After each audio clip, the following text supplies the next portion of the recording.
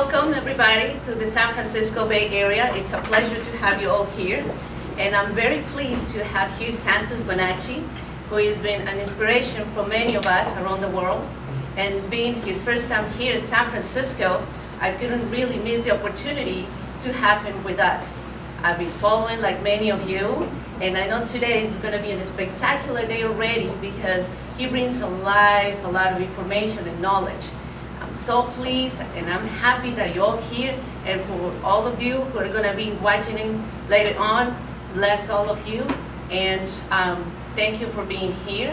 And let me introduce, my name is Noemi, and I'm very pleased that we have Santos, and it's all yours. Enjoy the evening. Ladies and gentlemen, it's my pleasure to introduce to you Santos Bonacci, the only one and only.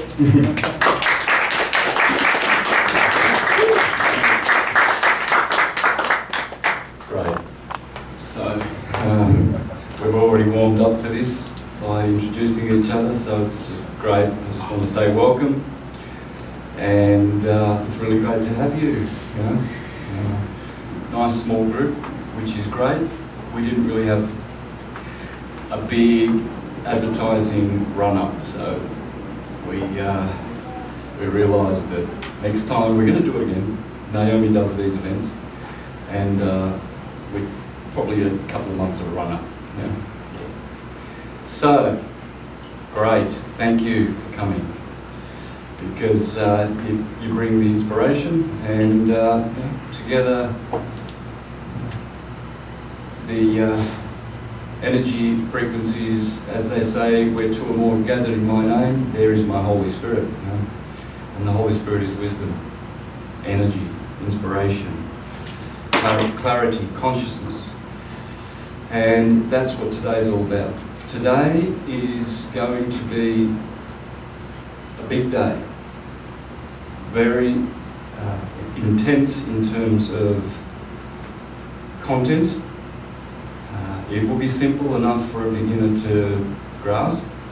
The more you've been involved with syncretism, the better it will be today, of course. So I want to ask a question before we start. How many people here know how I do my astrotheology presentations with the sine wave? Good, good, good. Sine wave is very important. You're going to learn about the sine wave today. Big. A lot of information to download on the sine wave, the energy wave. What about the torus field? I've done a lot on the torus field, the hyperbola and the torus field. Good. Yeah. So the torus field is very important, but it's no use speaking about the torus field if you don't speak of its counterpart, the hyperbola. So we're going to get to know that really well today. You'll find that it will change and transform your outlook forever. Just knowing about the hyperbola, it's going to be a real big one. As we warm up, I want to put a few words on the board that I want you to get familiar with so that you can navigate through the presentation a lot better, because beginners will have a difficulty with that. And I want to start with a dot on the wall.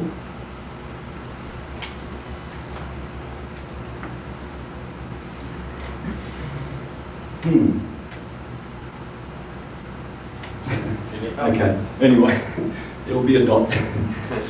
It'll be a dot. There you go.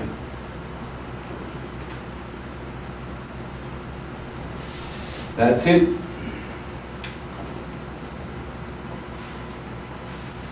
And we're going to end up with the fundamentals for understanding astrology. Yeah. We'll have a break, question and answers at the end too. So hold your question and answers. I don't mind interaction. That's cool. If it's just like helping me, I always do. I find that all my presentations have got word slips, and I don't know I'm doing it. So if you know my work well when I do that, jump in. But if you've got questions, we'll look at those so to bring more clarity to the subject. But yeah, it will finish with astrology and how to understand the chart. It looks like a lot of busy information, very technical and difficult, but it's not. It's so easy. You're going to see it as a 24-hour clock, the astrological chart, because it is. And the whole thing turns clockwise, like a clock, a 24-hour clock, like the military clocks. And when you open your eyes and you see that, voila, you'll understand how the wave works and all fractals of every wave, the year, the day, the minute, the month, they are all fractally self-similar. So you'll find that in your life, all these experiences turn up in January, yeah? Yeah?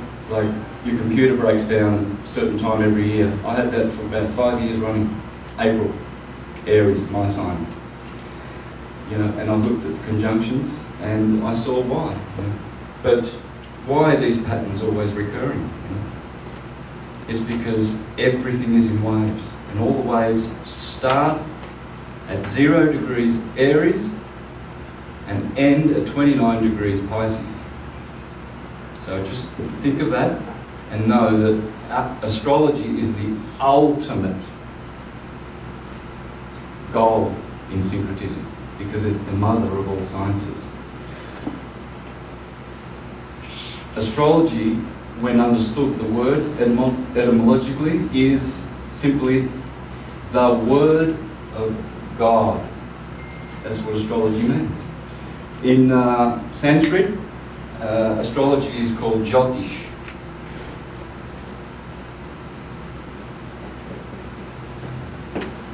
The science of light.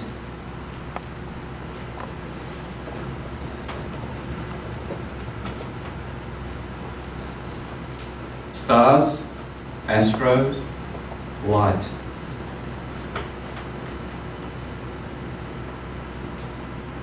Logos, the word, the knowledge of, the speaking of, the science of. Light. And God is light. So we're going to be talking about that and light, the nature of light, and sonoluminescence, which is sound and light. We're going to learn about magnetism, what magnetism really is, what electricity is, how it differs from magnetism, and what dielectricity is. Because these three are the trinity of all trinities. All trinities go back to dielectricity, magnetism, electricity. All the gods, Kronos, Rhea and Zeus, they are that. Neutron, proton, electron, they are that. They are all in their fields, when syncretized and integrated, the same thing. And you'll understand that. So we're going to learn about the atom, what the atom really is. It's a torus field. That's what atoms are. And you'll see how that, you will be able to understand that and explain that forevermore. So simply from today, if you haven't already, because it's in my presentations. So those who are familiar with the torus field, great. Those are the two things that we're going to be doing. The sine wave, which unfurls around the torus field, and they're one and the same. So a sine wave normally is considered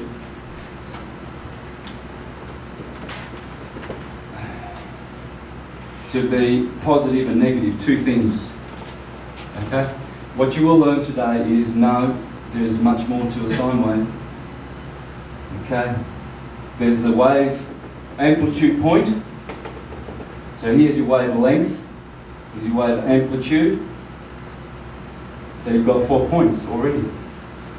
But astrology teaches, and all the ancient sciences, that there are actually 12 separate conditions, frequencies of energy along every ecliptic. It's not just positive and negative. If you get trapped in that simplicity, it's there. There is duality. There's all the numbers. The universe is number, Pythagoras. And letters. According to Kabbalah, the universe was made by letters.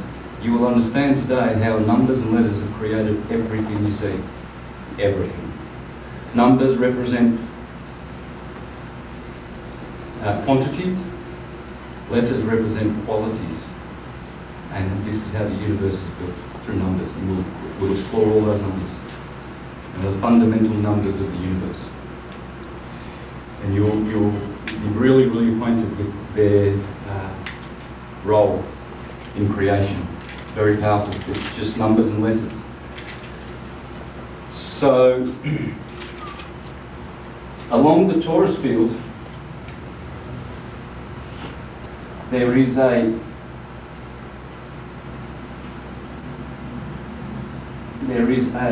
it's like the Ouroboros. The energy is going along like this, and the sine wave is around here. So Aries would be starting here, and it would have 30 degrees of energy there. Its frequency is there and only there. And when we come to an understanding that all cycles, whether we have a 4-stroke engine or a 2-stroke engine or any kind of mechanical instrument, all of its cycles will have 12 separate conditions along that ecliptic. It's not just positive and negative, and that's what we're going to understand. There was a great scholar, Stan Tenen. I really have to plug his work. It's just so important when it comes to syncretism. He's a Hebrew scholar, Jewish scholar, and he's done wonders with the alphabet. And he has an apple, which is like the torus field. He makes an apple because they are apples. They are apples of gold, golden eggs, cows, holy cows, because torus means bull, cow. This field, this is an atom, okay? You will find that this is an atom. And this is the form of everything that exists. These are points of light, a little dot there in the centre of that's just a point of light. It's all light and sound coming from counter space and making form, vibration. So Stan Tenen, with this apple, he breaks the apple up and he shows how along every segment of the apple in torus field there are 12 separate different conditions. And he shows and roots it in the Kabbalah. It's so very important. The video channel that will really enlighten you on that will be Dance of the Hebrew Letters. You want to watch that. And then as he opens the apple, he points to the disc he has here. And he says that is, in our theology, the flat earth. This is the tree of life in the Garden of Eden. And this is the dome. He calls this apple the dome above our head, the firmament, in which the stars are embedded, according to the Greeks. And the sun runs along the ecliptic in that firmament. On the ecliptic. And we're going to learn about the ecliptic. That's the key. The ecliptic is the key. Why? Because if you want to know how the wave works better than anyone else, you need to know the ecliptic, because it's the best sine wave with the most information on it. And what is the ecliptic? It's part of the sun. You don't see the line in the sky yet, where the sun goes as it goes up the Tropic of Cancer, here in California, very high in the sky. We've just had our summer, and then it goes down to the Tropic of Capricorn, a little arc in winter. The sun's just little on Christmas, it has to climb up the goat of Capricorn, has to climb up the hill to the mountain of Cancer. And then summer comes again. So as you see the sun doing this,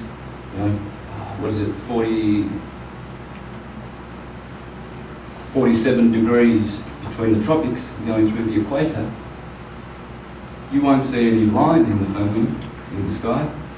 But where the sun goes, and only where the sun goes, that is the ecliptic. And that's what this sine wave is based on.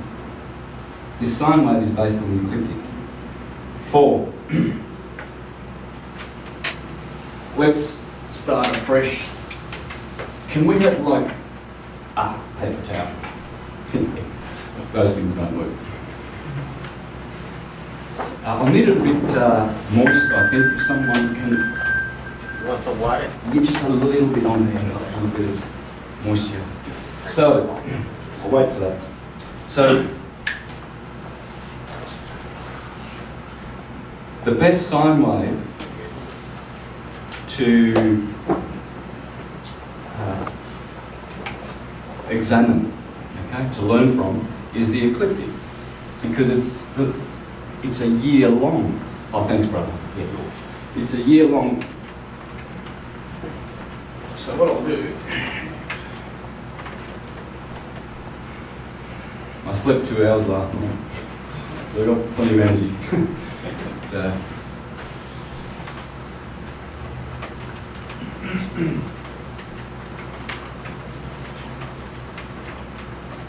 All right, so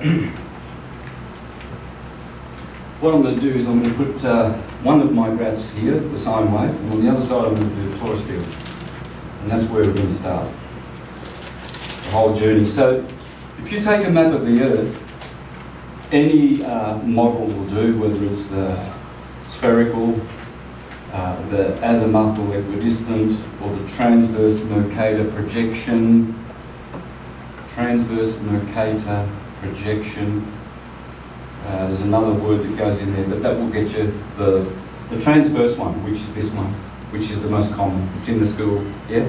And it's a rectangle. Yeah? Transverse means everything is rectangular, and the transverse lines, they're not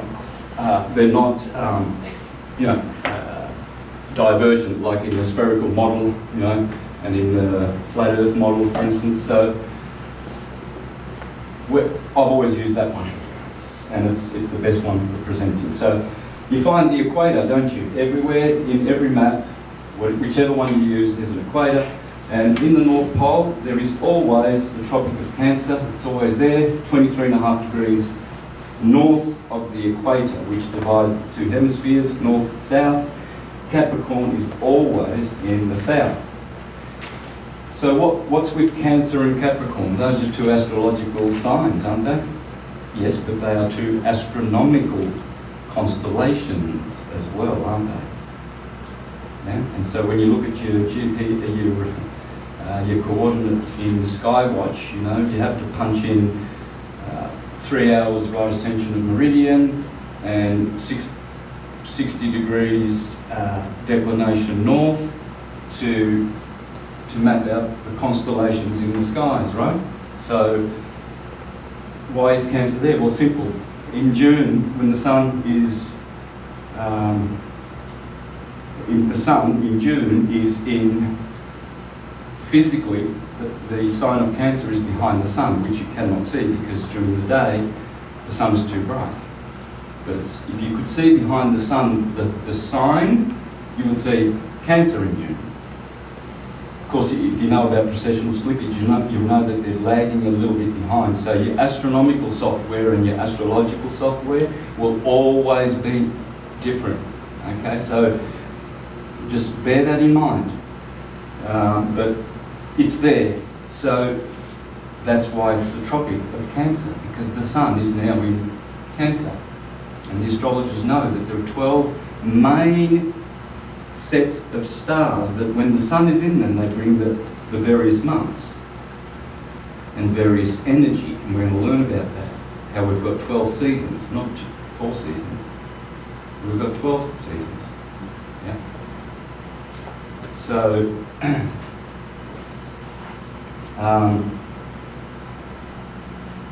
when you find a good map and you find this, then you'll find this a sine wave going through from the equator. Usually it always starts here, and whether you're on a ball model, you'll see it go around like this, and by the time it goes back, it's done one wave, positive and negative. It's gone up to the Tropic of Cancer and down to the Tropic of Capricorn, regardless of the map. That is a year of a sine wave. Remember, they're all fractal, all sine waves. As the year's sine wave, when it begins on the 21st of March,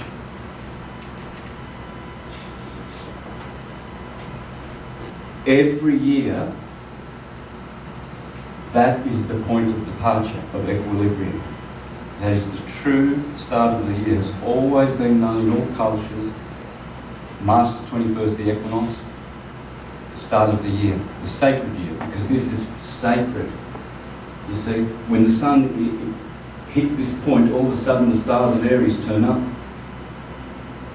Spring, then Taurus, and everyone watches this. The farmers watch it because they know that's the time to get the bull out and start planting. There's your blossom in spring. So the blossom is the symbol of the start of the year. You can't start it down here in Capricorn in the winter. Winter's dead. It's dead. Life. That's the start of the year. You see, but Rome has got us starting at this solstice here, which is fine, but it's not the sacred year, it's the secular year. Doing commerce. That's what it's all about. Capricorn energy is practical, earth energy. Making money, succeeding. Fire, spiritual energy. The land of God is Aries. It's the priest sign. So, and this is the sacred calendar. And this is the one we're going to learn about.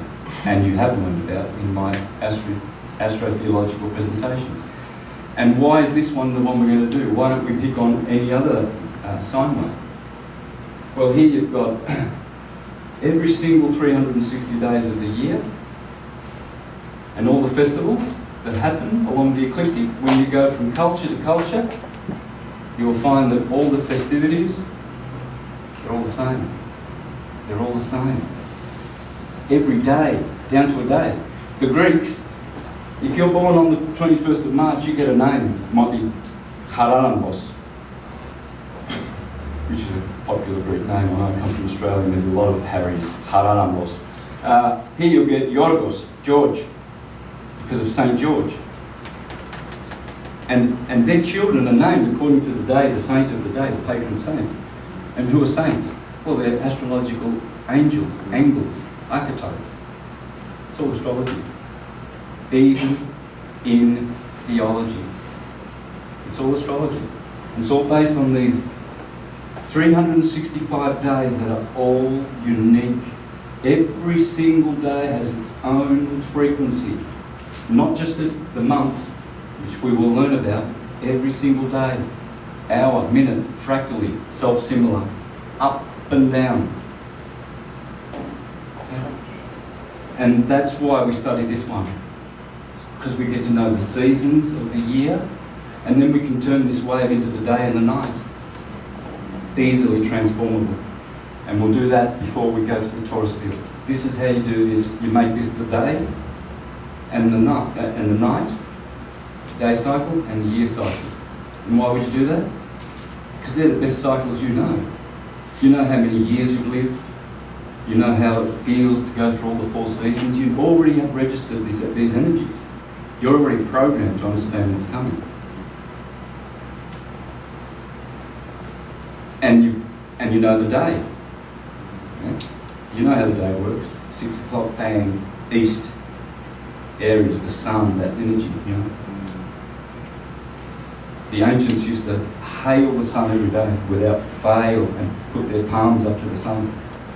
Because the palms are where the magnetic energy gets flowing. Goes in this hand, goes out the other hand, and vice versa in the female.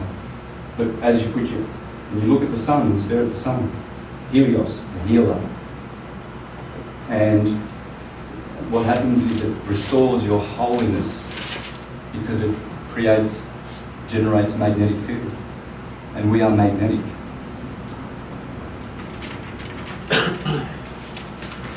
They say we are electrical. Oh yes, our bodies are electrical, but our spirit is magnetic.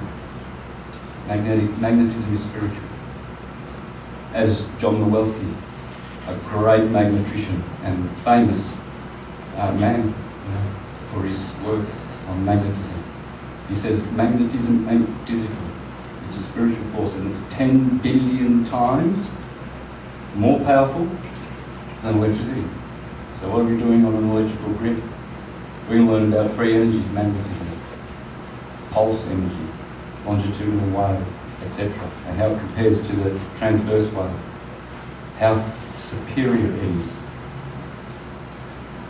So,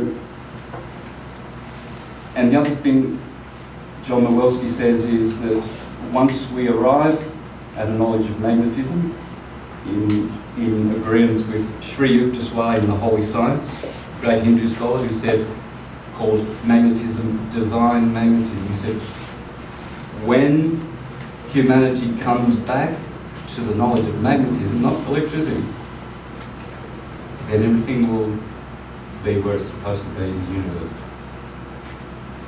Everything will be restored, all of our consciousness. So we're going to be learning about the importance of magnetism and what it is. Here, these of course are the solstices. The longest day of the year is on June the 21st. Here you've got, today is the 21st of September, is it not? When is Judgment Day, the autumnal equinox, every year? 23rd. I usually put the 21st here, but sometimes you'll see in my presentation I just do the, because this is Judgment Day in the Jewish system. Bang. See? Virgo is over, man. The harvest is finished. Everything's getting, cannabis growers here, he knows it's the buds all drying up. I'll have to get a bag. I'm sure it's good. So we all know, apples, Santos' beautiful sweet apple. That's right. That's Virgo, man. It's the harvest. So Libra, the seventh sign, is all about setting the scales of the harvest season, calculating, weighing the figs, everything. And after the Virgo, by the way, the full moon in Virgo is always called the hunting moon, yeah? Yeah, because there's no food in winter, and you got to go hunting. But when the full moon is in Pisces, it's called the harvest moon, right? Because it's the sun will be in Virgo. So we just had, did we have the harvest moon already? 14th, yeah. This month? Yeah. There you go. Always. The harvest moon. Harvest moon. Sorry, because the full moon will be in Pisces. Remember, if I do this, that's Virgo. We're talking about these 2 months here, so vice versa. So in Pisces, when it's the full moon, the moon will be in Virgo, because it's opposite where the sun is, of course. And that's called the hunter moon. You see how everything's based on this? There's no mistake now. Here is the harvest season, here is the hunting season. And it's not necessarily hunting for animals, it's hunting for food, because you can't plant it. But it's embedded in the sine wave. You see how now you are starting to understand the sine wave? All sine waves will do this. September. And sept means what? 7, doesn't it? But we call it 9, 9/11. It's the 9th month, right? What's going on there? Well, it's the 7th because it's astrological. You see? So you always go back to astrology.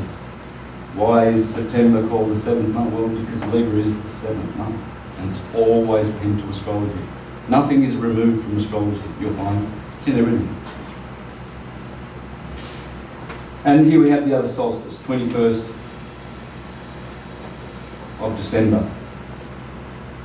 Sorry, it's not very clear there. So these are the equinoxes, 2 equinoxes, and these are the 2 solstices. It's very important to understand this in your knowledge of how waves work, because here we have the unbalance and the capricious goat down in Capricorn and the crabby crab of Cancer. show you what happens when the wave goes out to wave amplitude. It's beautiful, creates a beautiful form, but it's capricious. It's cruddy. Energy is like that. Red shift, blue shift. Red is rage, blue is love. That's why your police sirens are red and blue. Where did you? Oh, we didn't go. You know, it's a dichotomy that they run to basically just nullify you. So now, so that's the year, right? And I can fill in more information, but you can see where I'm going with that, all right? Especially if you see my presentations. But how do you make that the day now? So we can get to that 24-hour clock, because that's where you need to go. You need to know the day of this cycle and the year. And more, but those two are the fundamentals. So, it's easy. 6 a.m. 12 midday, just like your military clock. 6 p.m. 12 p.m. Oh, gee. Alright, I'll have to start writing a while better than this.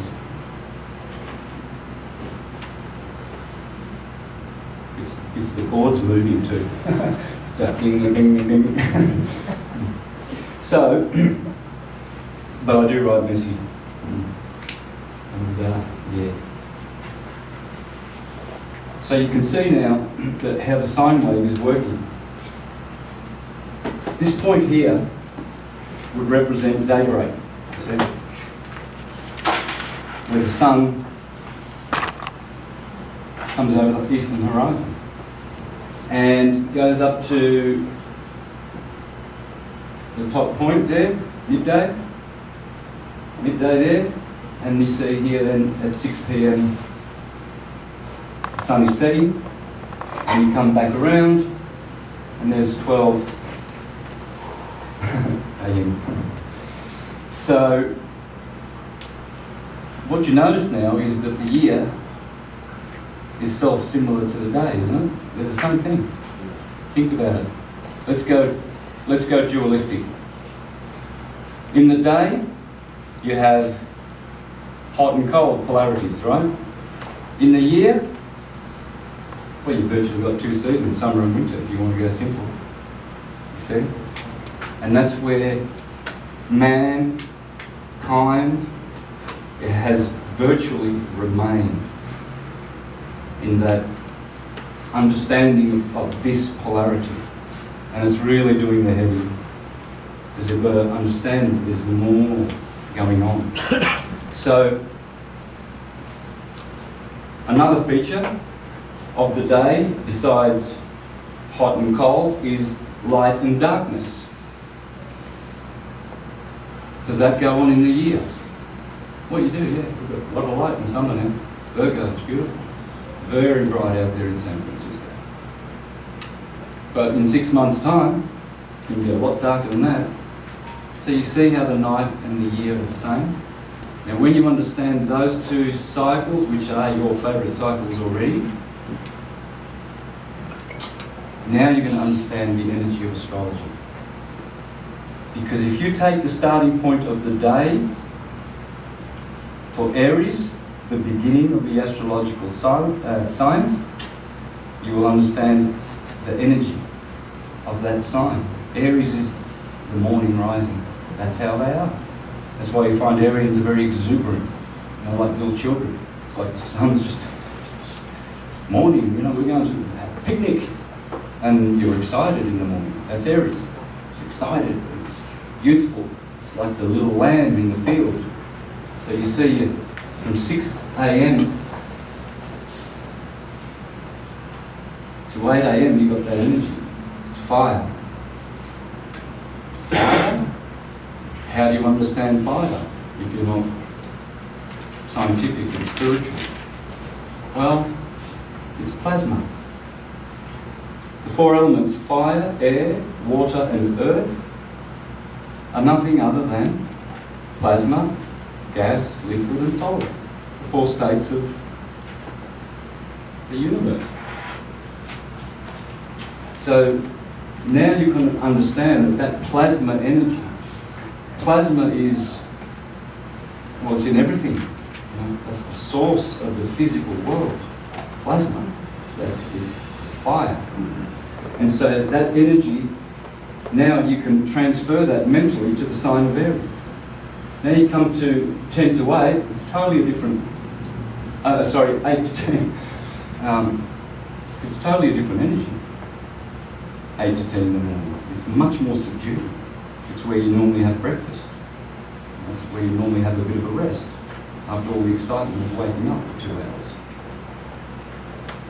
Then Gemini comes along. Gemini is an air sign. This is very good for the mind, communicating, transacting, getting things done. It's very energized. You see your Geminian friends, they're very excitable.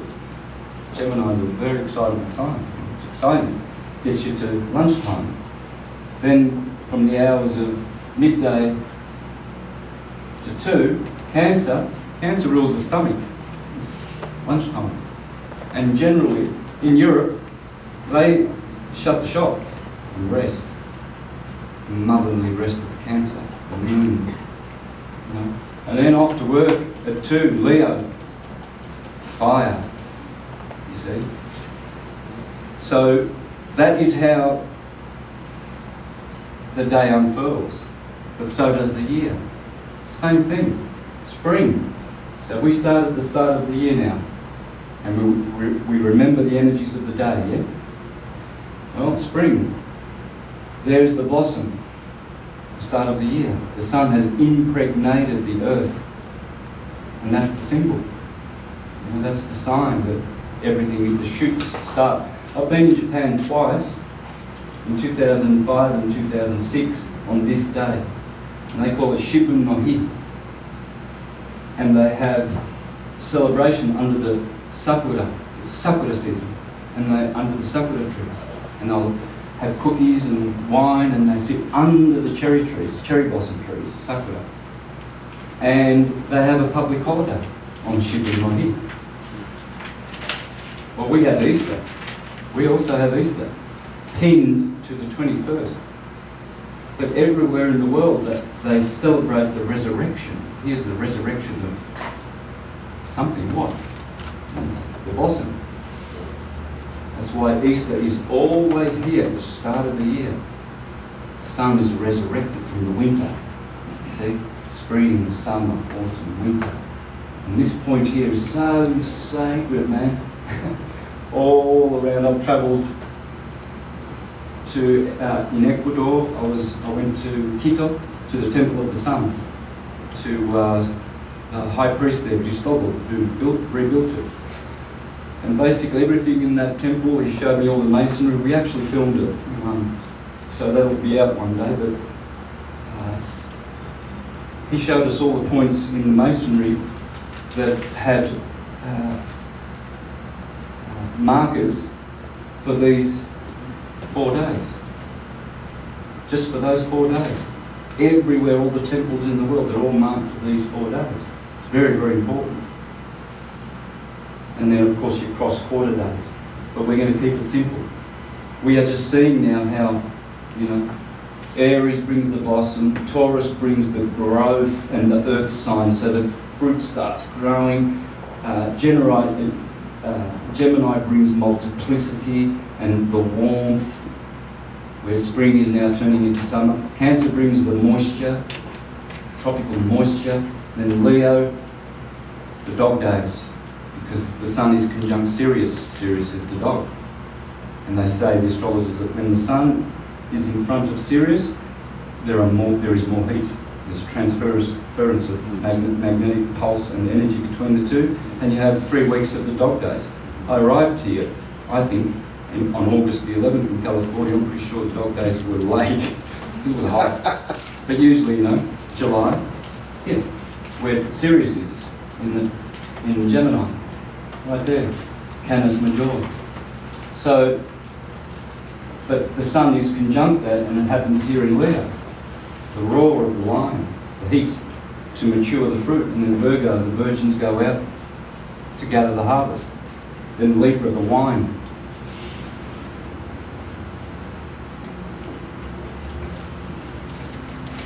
Am I going too fast? No. Good. The bread and the wine, symbols of the Passover. Remember Jesus with his 12 disciples? Yeah. Aries, the first three, spring, Aries, Taurus, Gemini. You see Gemini's got his hands up. He's telling you. Aries is here, Taurus is bottom of the head, and Gemini, the third sign, is twins. So Leonardo da Vinci knows what he's doing. You know? It's in the, you see, look at the disciples and you see, that's Aries, you can tell. You see Aries at the head of the table, he's the only one at the head. He's got his hands on the head. That's Aries, you know, I'm the starter, you know. And then you Leo, he's got his elbow on the table, which normally is rude. You know, just sit there on the table and you're eating with your elbow. But of course the arrogance of the lion, you know, he's the boss. And you see that in Leonardo da Vinci's painting. And why is Jesus in the middle giving bread and wine? Because here, the equinox, this very important equinox that's coming in 2 days' time, is where the sun divides the year of 6 seasons and 12 seasons. And they all give you signs. All the disciples, they all give you signs that they're astrological, without fail. Here's a real easy one. To the left of Jesus, there's this beautiful female-looking disciple, apostle, with her arms widespread like this. It's like the scales of Libra, you know? Venus, the ruler of Libra. And it's right there in the Last Supper. Because this is the Last Supper. Well, blossom, fruit, ripening, water, harvest. That's the Last Supper. And the Jews, I've been speaking to a lot of, it's amazing how all of a sudden everyone's talking Jewish, you know, and Hebrew, because we're around this season. All my friends. Last night someone was at Shabbat, you know, and next week they're talking about they're going, doing Tishri, Yom Kippur, Rosh Hashanah, that being Judgment Day. He said, because the Jews know, like the Christians know. Christmas, Easter, Yom Kippur. Why are they all bang, bang, bang, bang? I've done presentations on this, on the holidays, the holy days, and showing how they all reflect the zodiacal sign in which they are. You see? They all do. Every single one of them. That's why you have, you know, here in Aries, Easter is called the Passover. Yeah, well, because the sun passes over into Aries, you see. So that's got to be the Passover season, right there. Yeah. But here, why is it called, that's the Passover, and here this is called Judgment Day. Well, normally what they do is they cull the herd here, don't they? Because only the fit will survive the winter. So those cows and sheep, they've been judged. Not worthy to, they're going to go into the freezer. You know, the flesh-eating people. That's how it's been accustomed for a while, unfortunately, the animals. But it's judgment for them, isn't it? Right? What about judgment for the harvest season? You know, if you didn't get a good year, that day comes real hard. That's going to be a big, big judgment day. That's why the Jews, they know that's called Judgment Day, because they are astrological, as Christianity is, and Islam. It's all the same thing. So, I'll leave that there so I can build on that, and then we're going to pretty much explore the Taurus field. But that is the Taurus field, remember that. Okay? Ready?